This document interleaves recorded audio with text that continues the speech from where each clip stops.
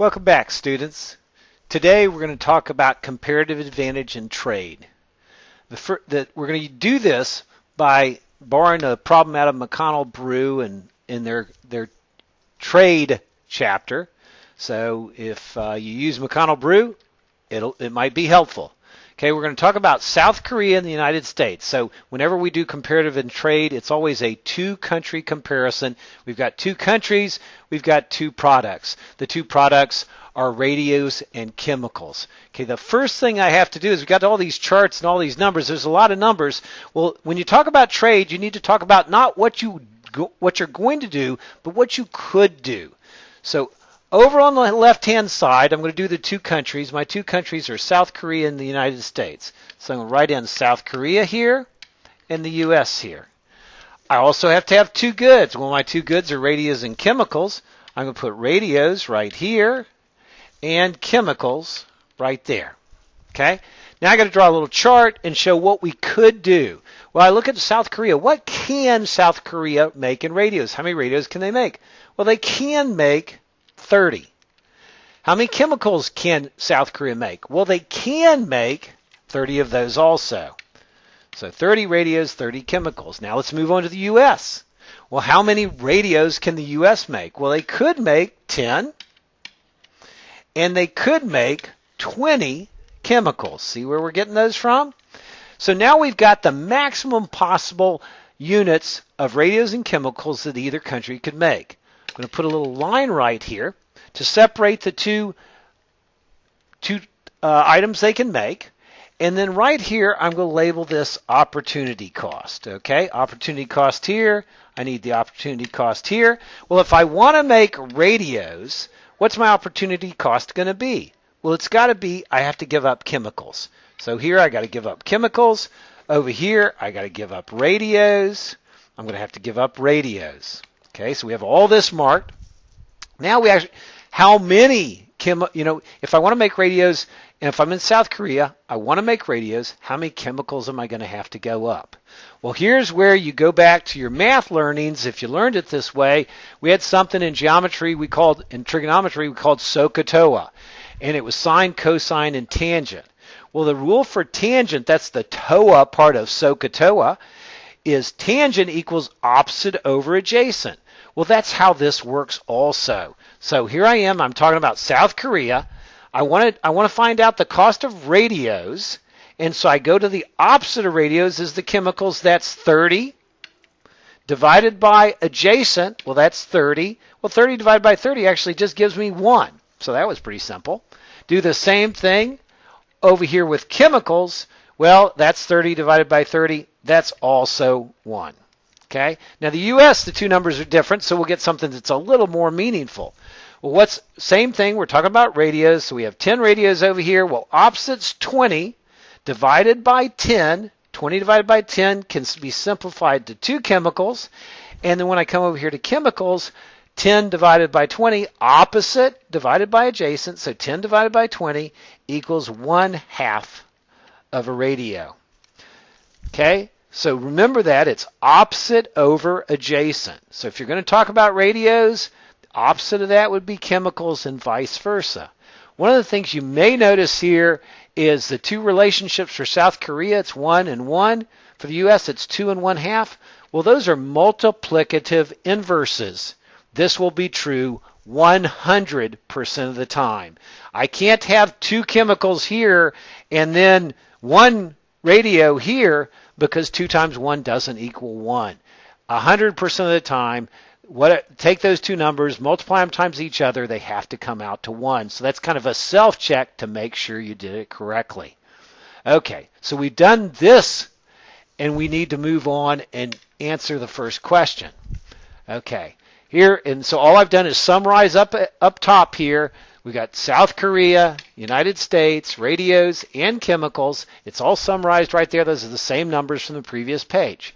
Are comparative cost conditions such that two areas should specialize? Okay. The only requirement is the opportunity costs are different. Well, they are, right? The opportunity cost for radios, South Korea gives up 1 chemical, the United States gives up 2 chemicals. That's different.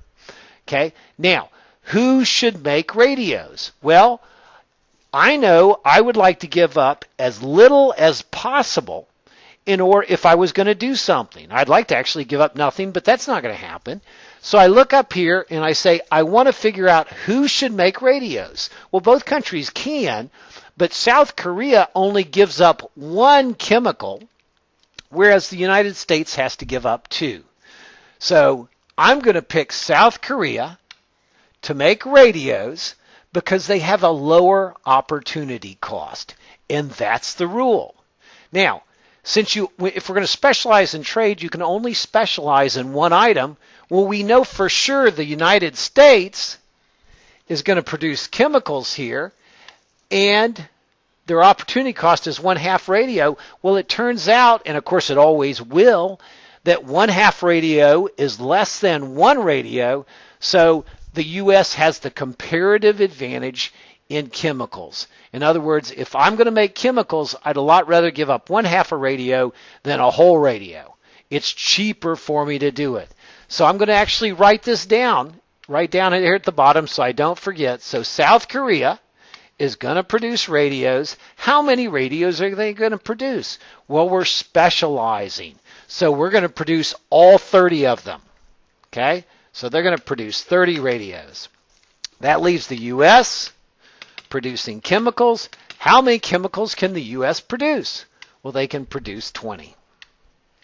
Okay? So now we know South Korea is going to make 30 radios. The United States is going to make 20 chemicals. We've specialized, and we're ready to trade. So let's move on to our next question. Okay, well, the question indicates that before specialization in trade, the optimal product mix for South Korea is alternative B. Well, that's right here. And the optimal product mix for the United States is alternative U. Well, that's right here. Okay, well, let's see what they were doing. Here we go. We got South Korea, United States.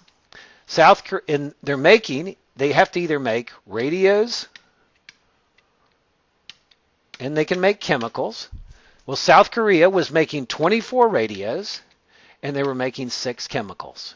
The United States was only making 4 radios, and they were making 12 chemicals. Well, what was the world supply of radios and chemicals? Well, 24 plus 4 is 28. 6 plus 12 is 18. So the world had 28 radios and 12 chemicals prior to specialization in trade. Well, is it help to specialize and then trade? Well, we just did this on the last sheet. We got 30 radios from South Korea, 20 chemicals from the United States. Well, here's 30. Here's 20. Is 30 bigger than 28? Yes, it's plus 2. Is 20 bigger than 18? Yes, it's also plus 2. In other words, the world will now have 2 more radios and 2 more chemicals. And remember, this is tons and thousands and all of that. So it's a lot. It makes a difference. You can use those chemicals to make more food. You can use the radios. The radios can represent technology. You'll have more technology. You're going to do more things with that technology. The world is benefited because they have more of everything because of specialization in trade. The country with the lower opportunity cost is doing more of what they do best. The last question is, can you conclude from this illustration that specialization according to comparative advantage results in a more efficient use of world resources?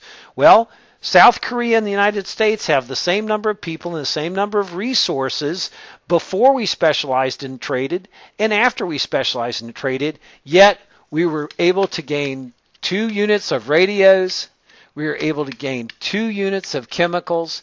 In other words, with the same stuff in the same world, without any growth or anything else, we're able to produce more stuff. And if you think about it back to your production possibilities curve, even though we don't produce more as an individual company, we'll actually end up with more stuff through specialization and trade. So another way to have more stuff in total, more things, is through specialization and trade. Okay, That's it for this lesson, and we'll look forward to seeing you next time.